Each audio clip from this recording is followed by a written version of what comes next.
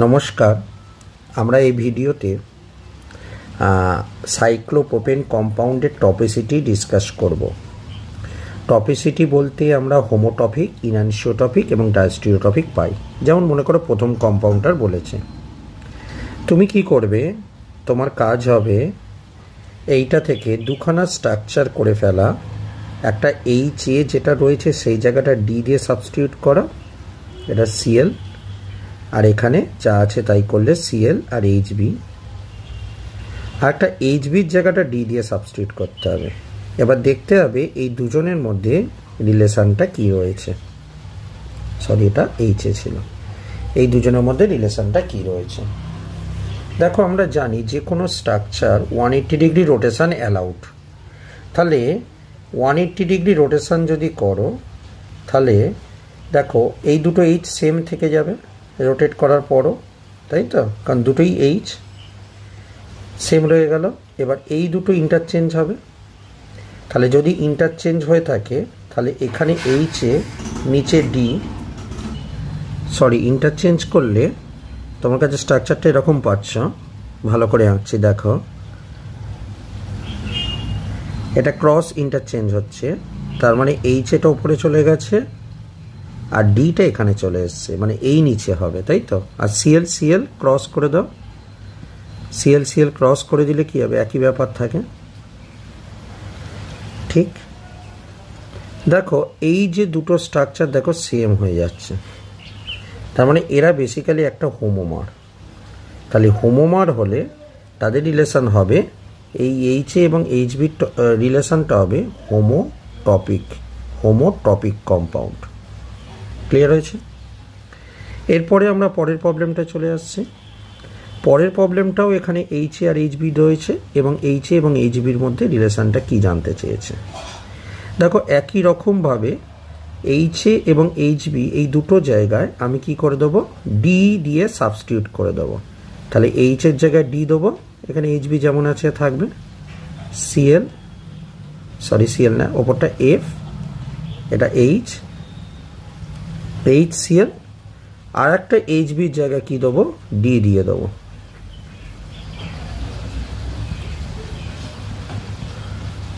ঠিক আছে? এবার দেখো এই দু জায়গাতে আমি কি করেছি, এইচ এর জায়গায় একবার ডি দিয়েছি আর একটা এইচবির জায়গাতে ডি দিয়েছি। এবার হলো এদের রিলেশনটা কি, খেয়াল করে দেখো। এদের রিলেশনটা বেসিক্যালি তারা এই দুটোকে 180 ডিগ্রি রোটেট করলে একই কোনোভাবে হবেই না, তাহলে হোমোমার হচ্ছেও না, আর মিরর ইমেজ আইসোমার হচ্ছে না। বেসিক্যালি খেয়াল করে দেখো, এই ডয়টেরিয়াম এবং হাইড্রোজেনের মধ্যে হাইড্রোজেনটা তোমার কাছে, এই ডয়টেরিয়াম তোমার কাছে 1 নম্বরে থাকছে প্রায়োরিটির দিক থেকে, হাইড্রোজেন 2 নম্বর, আর ফ্লুরিন এবং হাইড্রোজেনের মধ্যে ফ্লুরিনটা 1 নম্বরে থাকছে, হাইড্রোজেনটা 2 নম্বরে।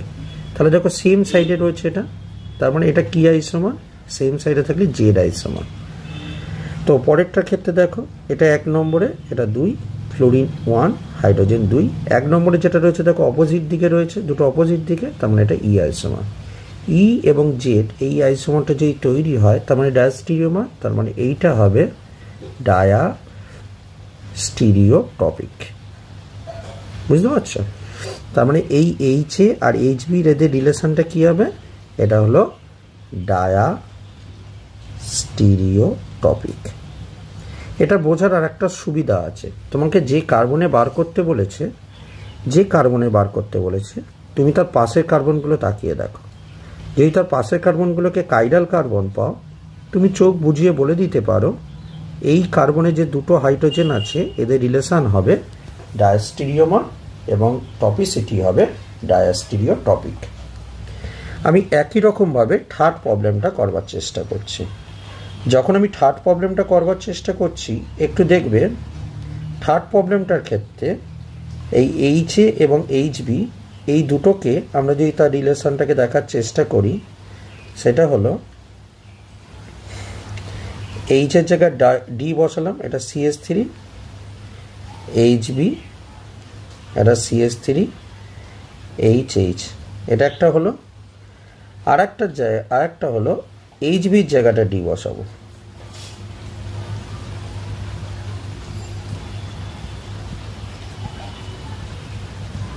ঠিক আছে, তাহলে তুমি যখন এটা বসিয়ে দিলে, এবার তুমি যদি দেখো এই দুজনের মধ্যে রিলেশনটা কি, দেখো একটা কথা বলছি, HA আর HB এই দু জায়গাটা আমি ডয়টেরিয়ামতে সাবস্টিটিউট করেছি।